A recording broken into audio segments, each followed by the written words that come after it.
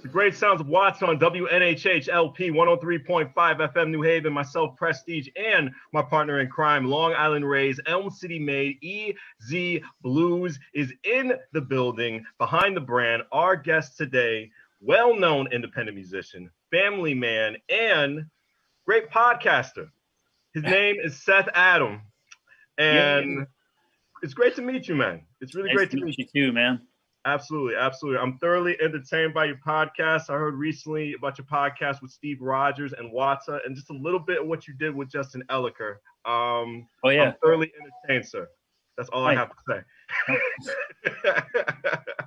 I know you recently stopped doing that podcast from just what I saw just on Spotify, probably like in like mid or early 2020 of last year.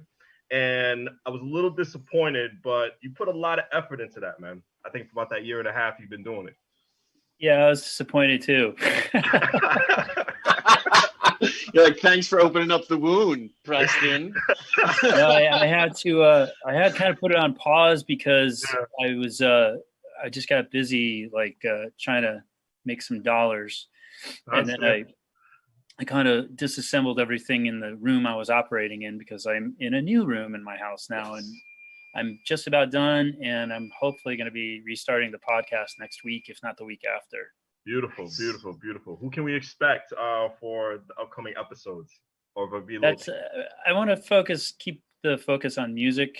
Okay. Mm-hmm. And I would love to have Justin back on. I'm actually technically in Hamden now, so right. I'd love to have Kurt Lang on if I could. Mm-hmm. Nice.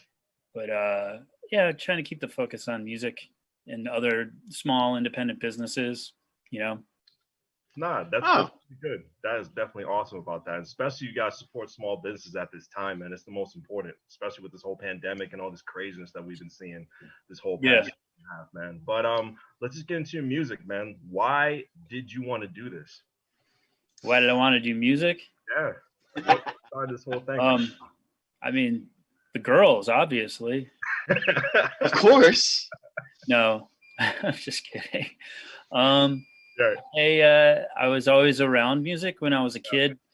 My mom sang, and my grandfather played piano and sang, and my dad was into music. And I can't remember, like 4th or 5th grade or so. I was in elementary school. He bought a guitar, and I was like, "You bought a car?" And he's like, "No, I bought a guitar." And I was like, "Oh, cool," you know. And I was a latchkey kid, so my parents would still be at work when I came home from school. And like by 5th or 6th grade, I'd be like sneaking out my dad's guitar from under his bed and trying to teach myself something, and then sneak it back before he came home from work. And then I just told him, and he was like, "Oh, that's fine, yeah." And I'm like, "Oh, cool, I want a guitar too." And then it just kind of snowballed from there. But I also sang. I sang in elementary school, like in the chorus and stuff like that. Right. So I've always been interested in music.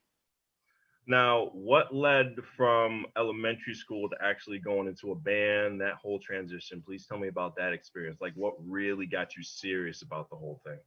Wow. I think, well, like I said, I sang, in the chorus in elementary school, and, there'd be concerts. I didn't take any formal music lessons until I was about 6th grade, I think, which is when I started playing drums formally. And then I started playing guitar like outside of school, but I played drums in school. And I don't know, probably between 5th and 6th grade, and discovering like Motley Crue and Def Leppard and stuff like that, and realizing that it was an activity. It was something to do. I like sports, but I'm not particularly great at it. Right. And I played basketball and soccer and baseball, but when you're in the youth leagues, there's always like a dad coach that favors his son and puts him on the mound, even though I was a better pitcher. Yes. But love it. I always wanted to say that in public. I got it out. Yes. There you go. That's what we're here for. We're here for you to say everything you've always wanted to say, as long as it can be said on terrestrial radio.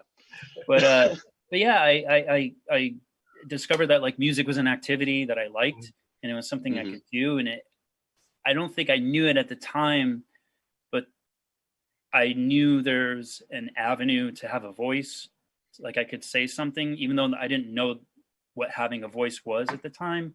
Right. And then I just kept on with it. I studied guitar privately throughout elementary school and in high school, in middle school and high school. I played drums and sang in the chorus in the various school bands, marching band, the symphony, the concert band. In middle school, I started playing bass, in an upright bass in a string ensemble, as well as electric bass in a jazz band. So I had all this really cool background. I was always like a rock and roll kid. My dad was into Elvis and Johnny Cash, but I got to play all these classical pieces. So I understood the components of music coming together. Right. And I'm like, by the 90s, pop music just exploded, Yeah. Rap was getting into metal, and you could there's just so much experimentation. And at that time I started really getting into like progressive music in high school, which was kind of just basically everything was cool with progressive music. You can infuse jazz or hip hop or metal, or just there's just so many elements to it. And it was perfect for me because I came from this background of playing classical music and being into rock, and my dad was into classic stuff, and I just kept on going with it. And the more I realized I had a voice with it, the more I stuck with it, and still doing it. It's kind of the shorthand version, but it's very interesting because like I know you first and foremost, like you and I've had many conversations before, and but like I've also like we run in very similar circles, very similar packs, and I know like in high school, your senior year, you were nominated most musical with our very good friend Lady Liz, who we're gonna have on the show next month. We've known each other since like 6th grade. Wow. Yeah. Wow. And like for me being a transplant here, it's amazing to see like how that community is so deep in it, and we were talking with Steve on Monday just about, that's one of the things that I really fell in love with, is like kind of that work that you guys had put in this family atmosphere, and then to come in and be fully accepted. It's a testament to just how incredible your guys' hearts are, and I want to thank you for that. So but thanks. I should make note, and I always forget to mention this, but I and Liz will probably tell you this too, that we were extremely, extremely lucky in middle school. That Lady Gaga song that was a single a while back for that movie? I can't remember the name of the song. It was like an acoustic guitar. The Star is Born Shadow of Love song. I think so. I forgot the title of it. Well, anyway, one of the co-writers was this guy, Anthony Rossimondo. Anthony's about my age, but we don't really know. I think we met once or twice. But his father was our music teacher in middle school. Okay. And Liz too. And Fred is his name, Fred Rossimondo, who also lives in Hamden, is an incredibly talented guy, and introduced us into folk rock and the Beatles, but also, we'd have to play these marching pieces for Memorial Day parades and these big classical concert pieces for our spring and fall concerts. But he was just, and he's still here, but he's just like an amazing, amazing musician. He's a huge, huge influence on me because he played everything, and I try to play as many different instruments as I can. And I was just really, really fortunate to have him as a teacher. And Liz will tell you that. And my friend Jim Oblon, who's a guitar player, but also played drums for Paul Simon. My friend Mike Woods, who's a guitar player. Now he's producing a ton of bands, a ton of projects. And Pete Wazalewski, who's the sax player for Less Than Jake. We all came from that middle school with Fred, and it really helped us blossom as both musicians and individuals. So there's a whole bunch of names I dropped. I hate dropping names. Damn. It's all right. Well, that's the thing is, to me, go ahead. I'm sorry, Izzy. Yeah. To me, it's not really a matter of really dropping names. It's really more, these are actual people. And that's one of the most important thing about this show is we like to really show the person behind the brand itself, you know, really have those moments. And we've been honored to be able to do this. And that's why I'm so happy, we were able to get you on, because I know you are such an interesting human being. Really. And no, you are. Come on, man. You downplay yourself way too much. Whether it be these incredible woodworking stuff that you've done as per the garden beds, or, you know, the doors, and even the progress of building the new creative space, you know, it's such an incredible journey itself, and it's a journey unto itself, and shows there's so many different facets to what someone can expect. Because someone, say the average listener that listens to some of your newer stuff, they might lose the fact that you spent so much time as a progressive musician. You know, and that's, you know, that's important, and that's important to know, because when you fully understand that, you have so much more of an appreciation of the art you're putting out now. And that's why I love going on these extra special, you know, trips, and, you know, and figuring it out, because like for me as well, it was a teacher in high school. It was my chorus teacher, who she doesn't even 100% fully understand how she was influential, because I speak to her like all the time. I'm like, thank you so much for believing in me. She's like, okay. I mean, you were in my class, you know, you were different. It was cool. You know, but those are the things that make you the artist you are. And it's so important. And that's why, you know, we have this show. So hopefully there are some younger cats that are listening to, or are going to watch the replay and be like, oh, so that feeling that I have for this teacher is normal. Yeah. And if I cultivate this, then I can grow into that next aspect. Cool. So right on. So yeah. It's great to know that you were very fortunate to have a huge, big circle around you. So that motivated you to be a better musician, Seth. Let's just talk about a little bit of your credentials, a little of your accomplishments in your career. Your 2010 Best Rock Fan winner, New Haven Advocate Readers Poll. 2014, you were a finalist of Best Country/Americana in the CT Music Awards. Songwriter of the Year. You were a nominee, though, but still for Songwriter of the Year.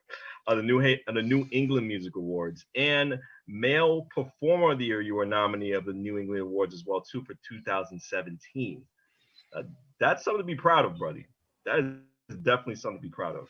And it's crazy how you're just so humble of how you talk and how you just interact. Because I kind of feel you don't really do it for the awards, just with the vibe that I get out from you. You do it from the love of what you do.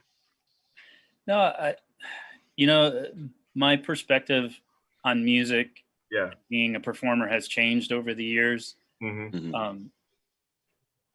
There was a time I just wanted to be really awesome, so I was better than everybody else.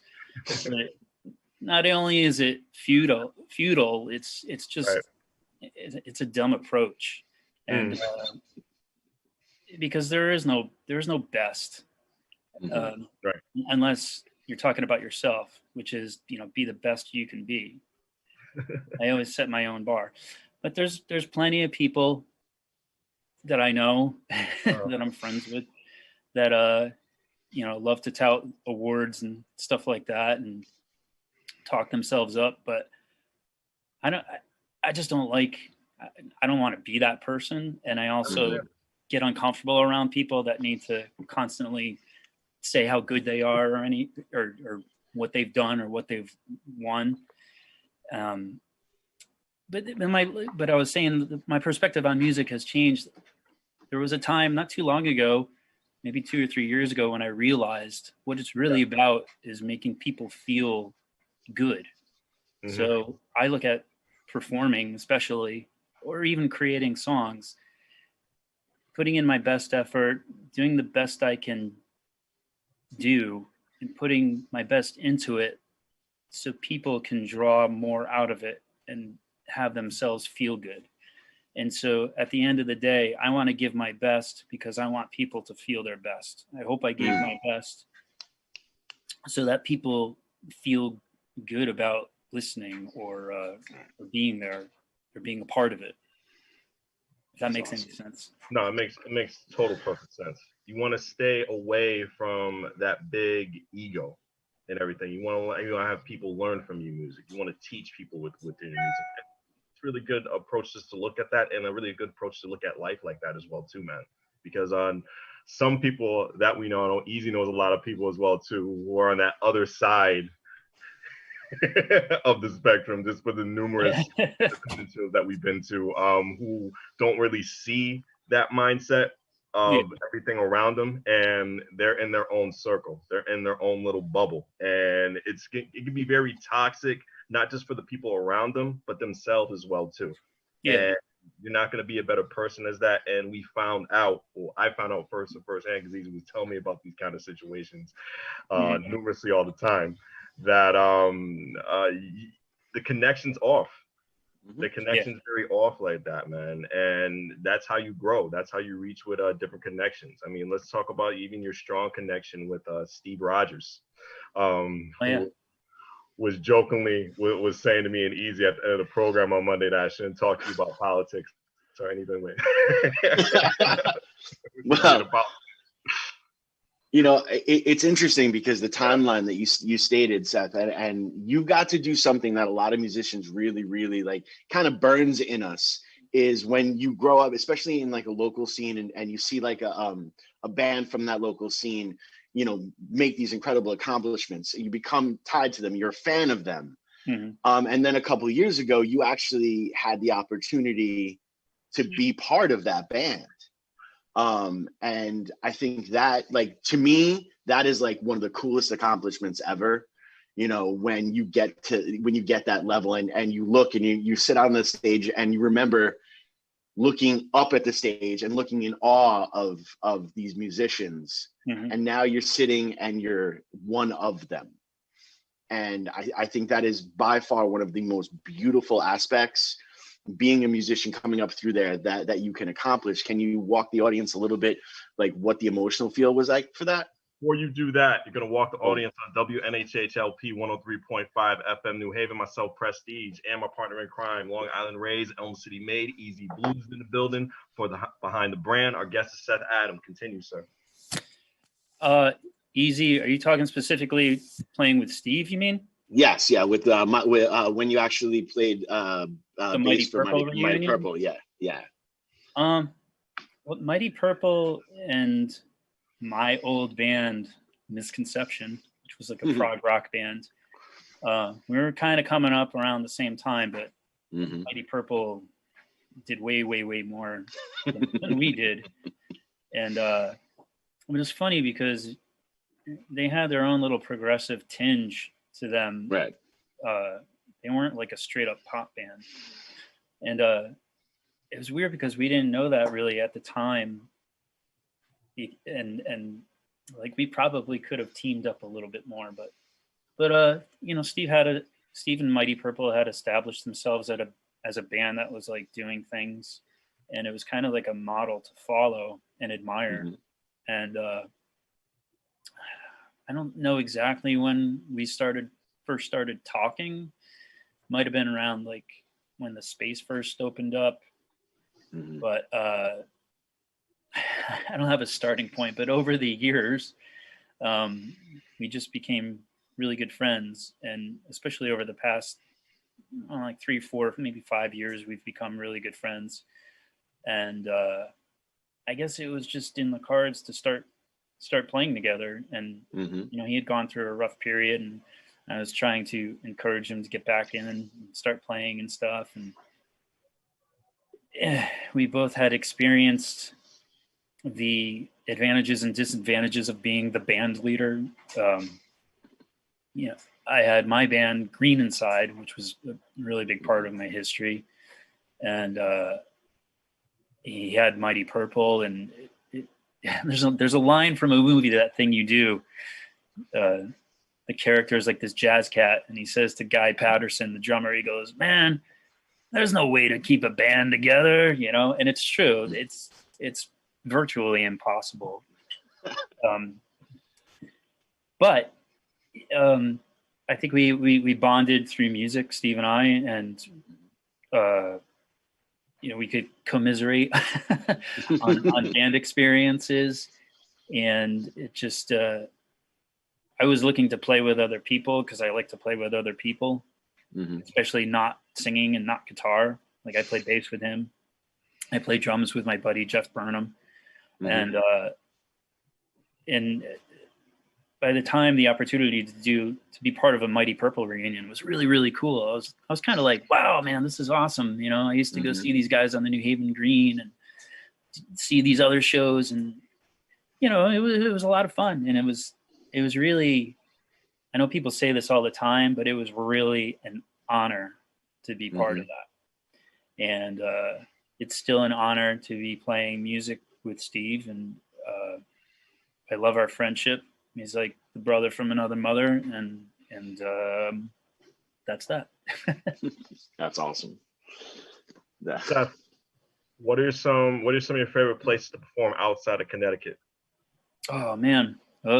There's this place in New York City called the 11th Street Bar that I played at a lot up until COVID. There was a time my old formation of Seth Adam, when it was an actual band, when I had a permanent drummer, bass player, guitar player, etc. We used to play at this place on Bleecker Street called the Bitter End. And that was always a lot of fun. We did pretty well there. Spots in Boston, I can't think of the name of it off the top of my head. But there's places in Boston, Philadelphia, and I'm like spacing out because the pressure's on to think, so I'm spacing out on the names. Of course. No pressure at all, man. I know there's so many memories. So many. But going out and playing outside of Connecticut is tough. I mean, even playing in Connecticut is tough, but going on the road is a lot of work. Some people refer to it as a vacation, and it's the farthest thing from it. But I just like connecting with people. Not really necessarily favorite venues, right? But connecting is probably my favorite venue. Connecting. Right. Well, we can at least say a favorite city. I mean, I know you said numerous places in Boston. Well, I grew up in Wallingford, but New Haven was always my city. So New Haven holds a special place in my heart. That's like my city. But outside of that, I'm a New York guy for sure. I love New York. Some people prefer Boston or LA. And they're both cool places, but New York is where it's at for me. And the crowd definitely has to be different from Connecticut. Now, like, can you tell me a difference between a Connecticut crowd and a New York crowd? Like, is a little bit more greedier than New Haven? Because New Haven can be real pretty honest when it's really receptive to his musicians. It's strange. There was that time that we were playing at the Bitter End a lot. Yeah. Was when the kind of alt country thing, like Sunvolt and Wilco and the Jayhawks, which kind of led to, like, I know this is a dirty word, but Ryan Adams. And like Jason Isbell, kind of gave way to that kind of scene. But at the time, early 2000s, maybe late 2000s, Brooklyn was kind of a hot spot for that. It's different already. It's different now. We kind of tapped into that. We were able to tap into it, and that was the sound that we were kind of going for. So we brought people in a little bit more. But that sound, that thing that we were doing wasn't really quite happening in Connecticut just yet, or at least a part of it had passed already. Mm-hmm. And I always refer to New Haven as a fertile ground for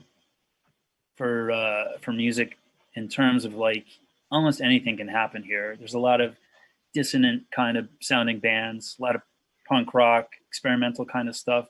Mm-hmm. But the one thing that doesn't seem to really come out of New Haven is kind of like straight up pop rock.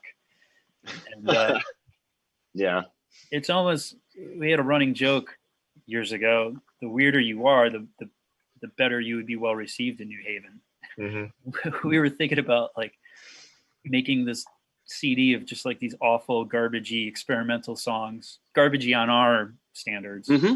and sending it to the New Haven Advocate. And the New Haven, we had this fantasy that the New Haven Advocate would be like, this is the best record ever. You know, it was, mm-hmm. and it was just our way of describing New Haven. But I think it's a much more welcoming place now. And there's so much good stuff that comes through, or mm-hmm. was until COVID. You know, especially at Cafe 9, which is mm-hmm. that's one of my favorite places to play. Okay. I was actually going to say that I've seen you in a bunch of different places. I've been lucky enough to be on some bills with you, but there's something special about when you play Cafe 9. Oh yeah. It just seems everything just kind of clicks. And it's an amazing thing to sit through that. And even especially like the anniversary shows for Stellar Blues. You know, you have a very big connection running a lot of the open mics at Stellar Blues. So it's there, and there's a little bit of your DNA like in that spot. But there's just something about like when you perform Cafe 9, it just seems the planets just align perfectly, and it's a great experience. So everyone, when this all opens up and you have the opportunity to see Seth Adam play Cafe 9, it better be sold out, because you're missing out on something. Tell him. But just to get back and answer your question, I'm sorry, I'm taking the long road on these questions. No, it's okay. We love long roads. I'm enjoying comparison, like New York to New Haven. I used to think that New York had more, I don't know how to explain it, people tuned out until mm-hmm. they tuned in. It was like all or nothing. Right. New York. And I still kind of feel this way, that people in New York live a very different life. It's very high paced, mm-hmm. high purpose. Like there's no dawdling, you know, there's no piddling around, you know, it's just, you need to get from point A to point B, and there's nothing else, not much else in between. And I used to feel like you better entertain these people because they want to be entertained. Otherwise, you know, that's it. You know, there's no in between. There's no passive listeners. It's either they're on or off. Connecticut, I think, is a little bit different. You know, there's plenty of places I play where there's a bunch of people talking, and then once you stop, they applaud, and then you think you play for 3 hours and you think like nobody's listening, and then at the end of it, people come up and they're like, "You're so good," and I was like, "Really? You heard that while your mouth was moving the whole time?" You know, but you know, it is what it is, and it goes back to what I was saying before. Is just do your best and hope for the best, and you're not there for you, you're there for them, so you got to give it your all. And you gave it your all too, man. From what I'm reading, you opened for a lot of people. I'm gonna read down the list: Sleep Canyon Ranger, Robert Cray, Tonic, Vertical Horizon, Matchbox 20, but I got Kyle Cook. Yeah, the guitar player. And Mayor Hawthorne too. So that's like a big list right there, man. Anything that you learn from any of these performers, just by, or it was just a one and done thing, like you performed and then you guys went your separate ways? Anything did you connect with any one of these artists, or please like tell us about that? Some of them I talked to, like Kyle Cook, for example, the guitar player from Matchbox 20. Mm-hmm. He came through Cafe 9 I think 2 years in a row. Right. So he played, you know, I don't know, 2018 and then again in 2019. Mm-hmm. I didn't really talk to him the first time. I wasn't on the bill. I was just there to watch the show. And the second time he came around, I got on the bill. It was really exciting.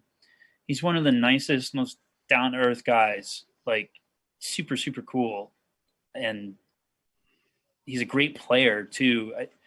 His stint in Matchbox 20 is more of a, well, this is me saying this, not him. His stint in Matchbox 20, I don't think allows him to really shine as a guitar player, but that's the job.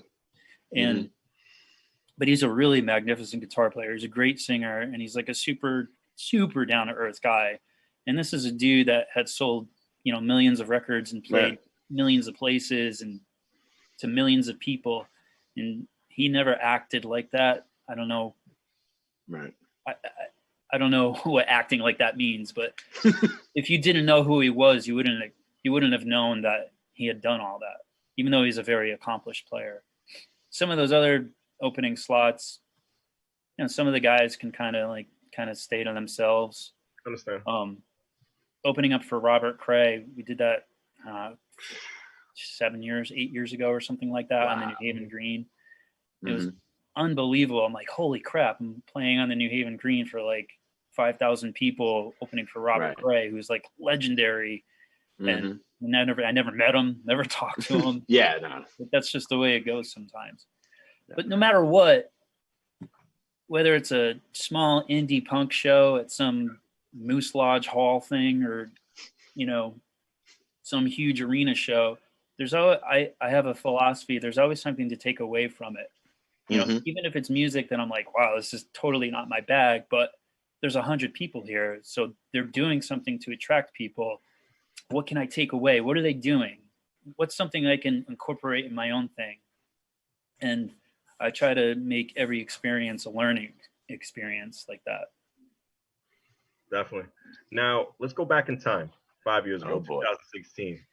You had an EP called East Rock. How much of that EP, when you were making it, just a creative process, Seth, changed you for the better, musically and creatively? But the whole purpose of doing that, I have to give some background story on that. Go ahead. I had a band. I'll try to be as brief as possible. I had take your time. A permanent band, like a drummer, a bass player, and a guitar player, and my friend John Jackson. Name dropping here. He now plays with the Jayhawks, but he's a mandolin player and guitar player and singer. And so it was like the 4/5 of us. And everybody kind of got to a point around 2013 where my old guitar player, Jerry, got married and then became a dad again. And the drummer and the bass player had a really busy business. They're brothers. Their business got really busy. My friend John, the mandolin player, he had other opportunities coming his way. And so I felt it kind of like fading away. So I spent a lot of time miserable, self-medicating, and blaming everybody else until I kind of snapped out of it one day. And I was like, the only way really out of this is to not look for another bass player, even though I did, not look for another drummer, even though I did. And things just didn't work out right. And I was like, well, I'm just going to start doing everything on my own. I am already a formally trained drummer. Right. I haven't played in a long years and years and years. So I started getting back into drums, and I got some recording equipment. I played bass every now and then, but I started getting more into it. And then I just started doing some demos at my old house, my old apartment in Westville. And I was like, maybe I should just try putting out some lo-fi recordings, just me. And because I can do this. And I was, I cleaned up, well, not cleaned up, but I quit drinking for like 9 months and practicing all the time, and just got really, really focused and into music. And I was like, I'm just going to do it all myself. So I started screwing around with the recording process and learning and stuff. Then I moved. I got another apartment in East Rock.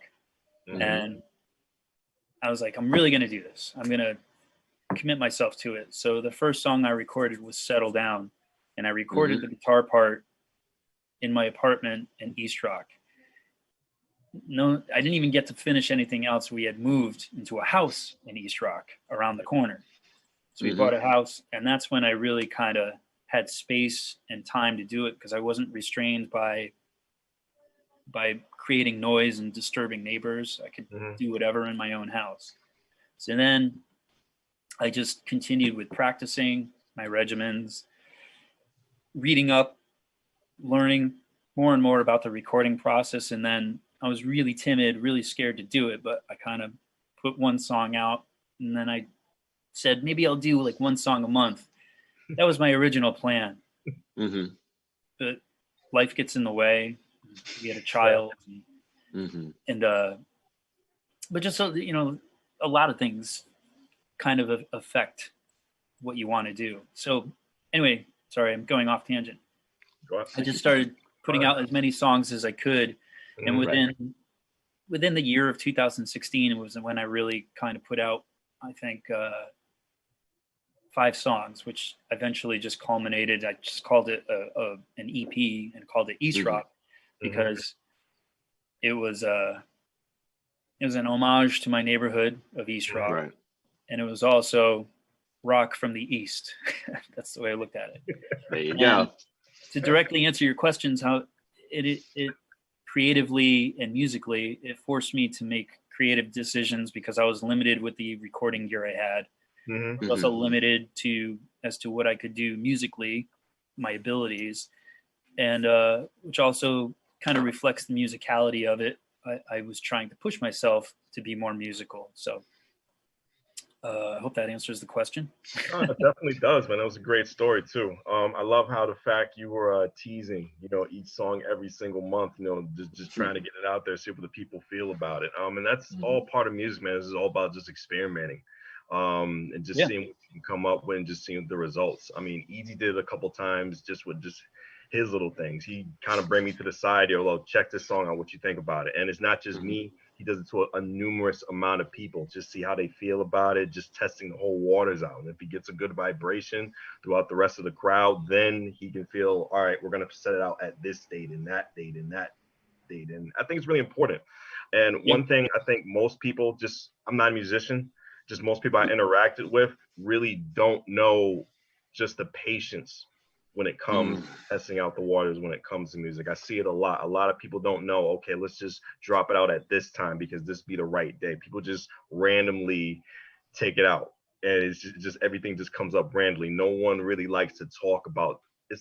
I know I'm going really off in a tangent, and I want people to understand what I'm saying, but I think a lot of people don't really take care when it comes to criticism. Am I right, Seth? When it comes to criticism, a lot of music, some people don't really. Easy. Do you get a good vibe of what I'm trying to say right now? There's people don't realize that there's a lot of story to the behind the story. Absolutely. That's what I'm trying to get to. Well, and definitely, and it's funny because it was actually Seth who pointed it out for me back when I was doing just like the solo acoustic, different things like that. We'd play a show together and something, and he has his amazing merch suitcase, and he I'm like, I don't know, man. I feel like I'm grinding my wheels. Like, I know I have something to say. I just don't feel like it's connecting. And then he points to like the photo that he took. He goes, it's a lot to do with this. You have to mug for the camera more. And I was like, I don't want to do that. He's like, well, then you're stuck. So when you're ready to go mug for the camera, go mug for the camera, and it's been incredible. And this has been like several different conversations. I remember one time, being at Cafe 9, I think you actually just showed up because I said I was playing. And then you sat and after the set, you talked with me for not even about music, just about life, and, hey, it's cool. Make sure if you trust so-and-so, that's cool, but understand that so-and-so is only going to get you about that far. And then it really does fall upon you. Just, I'm not saying don't do it. I'm just saying guard your heart a little bit. And it's been advice like that, that's been incredible. And this is another person who barely knew me. When I came back to New Haven, he was hosting the open mic at Stella Blues, and I was still back on that. Hey, play something in F, and I'm gonna see what I can do. And everyone else is like, and he's like, cool, let's do this. And it's been that type of experience. And I love, people are like, oh, Seth. I was like, yeah, I helped him move. Like it's cool. Let's go do things.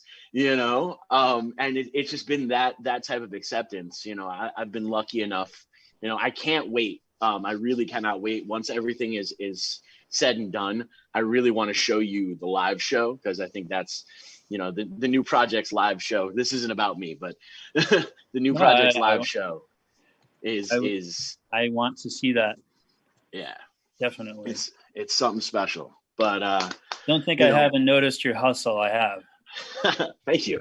I'm trying, man. I've noticed quite a bit. I'm trying. You said it was a merch suitcase. Yes, it's amazing. It's so cool. It's just an old suitcase that my wife gave me, and I just turned it into like a display case for shirts and stickers and CDs and stuff.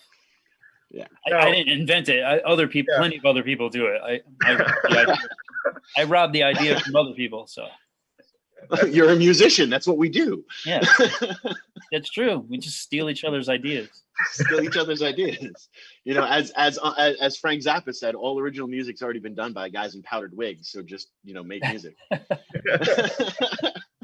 Some truth to that. Yeah.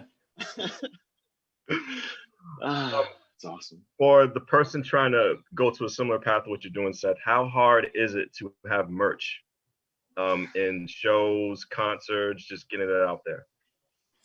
Merch is its own beast. Some people are really, really into it. Right. In terms of creating it. Some people are really, really into it, buying it. Once again, I had a really fortunate experience. I worked downtown at this place called Campus Customs. My old boss, Joel, worked with this band called Sister Hazel. Mm-hmm. And they had so many, for an example, they had so many t-shirt designs, and people just ate it up. Their fans were just rabid. Mm-hmm. You could spill chocolate milk on a shirt and put, spell Sister Hazel with a marker underneath it, and they would buy it. And I don't mean that to sound like an insult. They were just super fans of merchandise. I also am fortunate enough. I'm trained as a graphic designer. I went to Southern, graduated from Southern. Mm-hmm. So I do everything I do graphic design wise is my own. So I create the art, and it's kind of a neat thing for me, keeping it in house. I can say I'm the guy that wrote the song, but I also made the shirt, and I don't know. I'm also a control freak, so. Yes. But it's it's not always easy to move. Right. Especially when you're not drawing as many people as you wish you would, but. Mm-hmm. I know. I currently have $2,000 worth of t-shirts sitting in my closet. Just want to play a live show, sell some merch. It's hard. Hopefully, there is a vaccine out there. Let's just pray everything goes well throughout this whole year, and then hopefully, at least the fall or early 2022, we can get the ball back rolling again, because it's been a crazy time. I mean, I can't even imagine, because like we said it in previous shows before in this broadcast, summer and spring is pretty much that peak time when it comes to independent musicians. That's the time when you really get out there to promote yourself, go to different venues, even a little bit of time in the fall too. You just go out there, promote yourself and network. And it's really been a challenging time just getting out there in the independent music scene. I mean, a lot of people have been doing Zoom broadcast, just going away, and they've been taking really full advantage of the technology that we have today, just going out. So it's been really difficult, but we've really seen a lot of people adjust well when it comes to this pandemic, just getting their material out there and really taking advantage of social media as well too. And I think you've been doing the same thing with your podcast. I know you did stop, but you did have a great thing going on. I'm happy that you're getting that back on the road too. Just posting your music out there also. And I like the fact that you still promote the music that you had back then. Let's talk about this great video that we're going to premiere at the end. Not the video, but the song that we're going to premiere at the end of the broadcast, called Anytown. That was really great piece that you did right there. And it was about Charlottesville, Virginia. Am I right? Yeah, I wrote it after the events in Charlottesville. Mm-hmm. I Easy knows I'm pretty political. Yeah. And it's only because I care. Absolutely. I mean, that's really what it stems from. But I've been told by other people in the past to kind of keep it to myself, and now I'm pretty much doing things by myself, and I'll say what I want. And one of the things that struck me about what happened in Charlottesville was what I thought my immediate reaction was that could really happen anywhere. Yeah. Unfortunately. And I was thinking that the only real way to get over any of this stuff is to understand and love each other a little bit more. And it's not an easy thing to do. I know right now there's a big talk about unity, but I can't unite with someone that holds racist views. I just can't. And or someone that's going to be demeaning to transgender people, or I don't know what the answer is. I would like to try to understand people better that hold these weird or seemingly weird to me views that they justify hate. I just don't understand. But I think if we can overcome with the power of love, that would be a really groovy thing. And that's kind of what the message was of Anytown, was that, we can fight verbatim, not verbatim, but not literally fight, but fight hate with love. And again, not literally, figuratively. And that was where Anytown came from. It's interesting because with the pandemic and everything, your music actually gave me this really amazing, surreal, and incredible, poignant moment. And I think either Facebook made a post about it or something like that, where everything was just shut down for the first time. It was one of the first times I just started actually going and taking walks just to get out of my house. And I put my headphones on and I made a playlist of what I call Easy's Musical Family, all local artists that I love and respect. And, here I'm walking through the streets of New Haven. Everything is pretty much deserted. And I feel like I'm going out scavenging for food for my family. Yeah. And in my headphones, Anytown plays.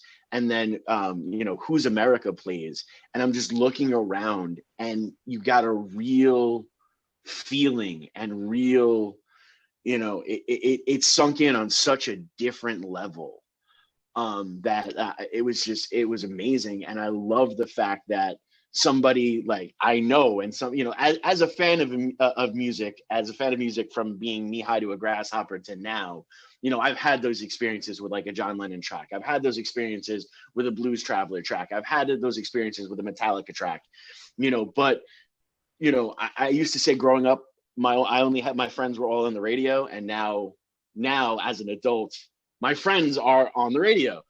And, it's such an incredible experience. And to know you on, a somewhat personal level, and to understand that you truly believe what you say, what you write, and to be able to feel it was a beautiful experience. And as a listener, I want to thank you for that.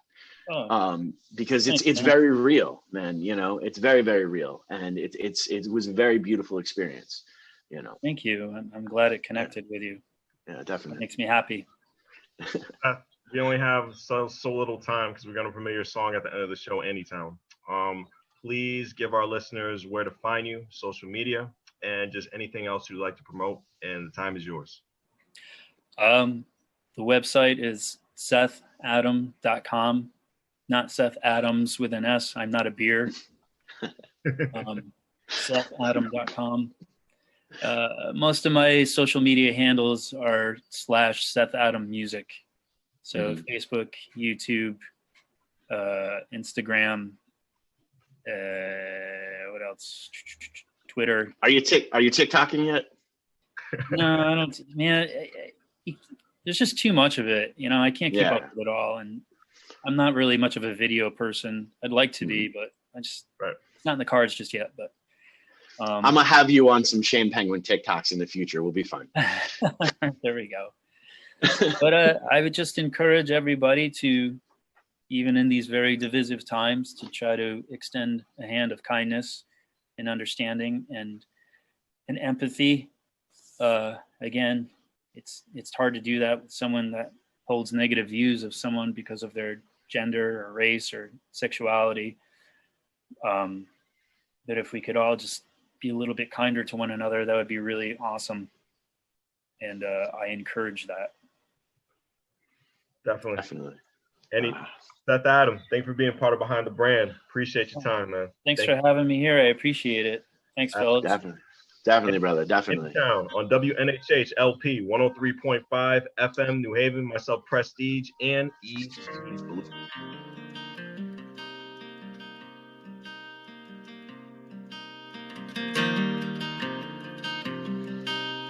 This is where the angels fell, driven to the brink of hell, and the stories they will always tell could write themselves.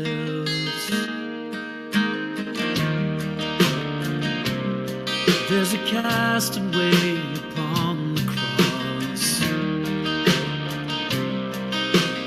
bastardizing what he lost, and taking from the girl who'll never sing tonight. It's a day for disbelieving that this could happen here in any town. But love is never leaving if we're around in any town.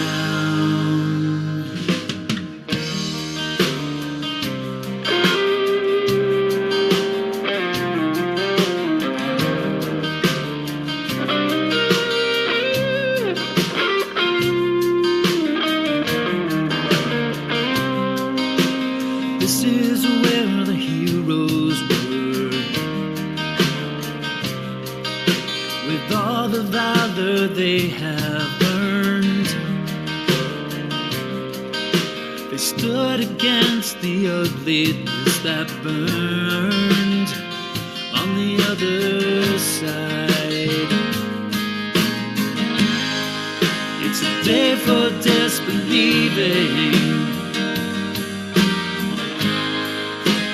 this could happen here in any town. But love is never